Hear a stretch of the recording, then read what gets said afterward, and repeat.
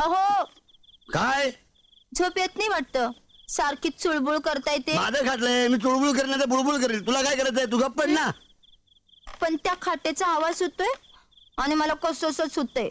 कसाच म्हणजे? कसंच म्हणजे ते नाही सांगता नाही सांगता येत ना, मग मुर्दावानी गप्प पड ना. अहो काय मी वर येऊ का? वर खाटल्यावर? हा खाट मोडली म्हणजे तुझा भाव भरून देईल काय? वर यायचं नाही. मग तुम्ही या ना माझ्या जवळ.